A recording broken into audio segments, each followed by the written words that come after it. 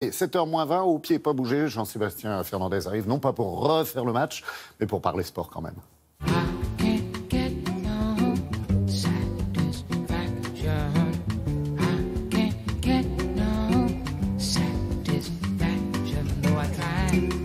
Salut mon Jean-Seb, comment ça va? Ça va bien. Et vous? Mieux que les Françaises.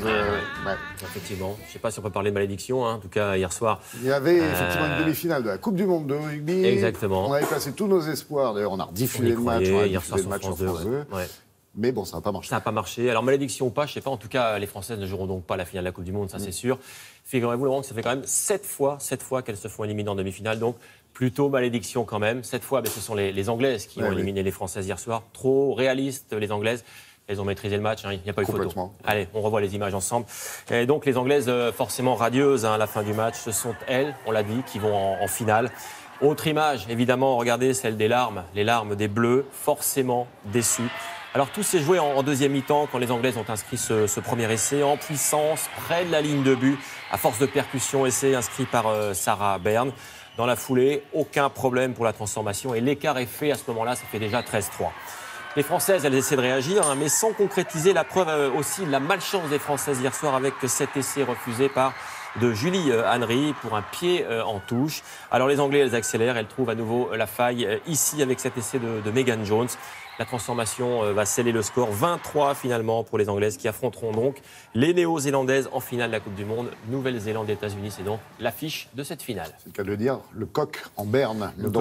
Hier en Irlande. Et côté les Aiglons d'ailleurs, on change d'animaux. Ça va pas mieux. Pas d'exploit non plus. Hier soir pour Nice. Nice qui ne jouera donc pas la Ligue des Champions cette année avec Monaco, avec le Paris Saint-Germain. Les Niçois éliminés hier soir en tour préliminaire de la Ligue des Champions. Face à Naples, c'est Naples qui les a sortis, les Italiens. Les Italiens trop réalistes, là aussi, il n'y a pas eu photo. Regardez les images. Hier soir, donc, les Niçois battus déjà 2-0 à l'aller, ont encore encaissé 2 buts. D'abord sur cette action en deuxième mi-temps, conclue par Caléron, ici. Et puis, vous allez le voir sur ce contre, un peu similaire en fin de match. Cette fois, c'est Insigne qui double la mise. Sur l'ensemble des 2 matchs, Naples a quand même passé 4 buts à l'OGC Nice. Les Niçois qui sont donc reversés en Ligue Europa. C'est la petite Coupe d'Europe. Et ils ont quand même, c'est sympa, regardez, saluer leur public à la fin du match. Belle image. Du football encore avec cette fois le deuxième tour de la Coupe de la Ligue, la série noire qui continue pour les Lensois. Lens qui a quand même perdu 4 matchs sur les 4 matchs de Ligue 2 et bien a encore été battu hier à Lorient cette fois, 3-2, but inscrit par Jérémy Cabot pour les Lorientais.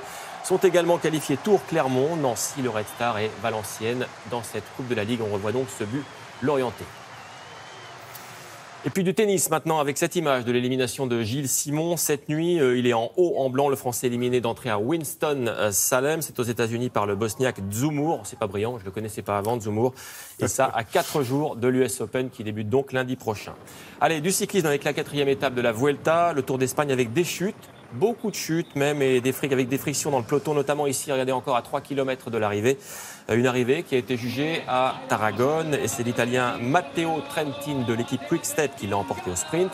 Et vous allez le voir, Laurent, au classement général, pas de surprise, c'est toujours lui, le Britannique, ici Christopher Froome de l'équipe Sky qui pour l'instant porte le maillot rouge de leader. Il avait gagné le Tour.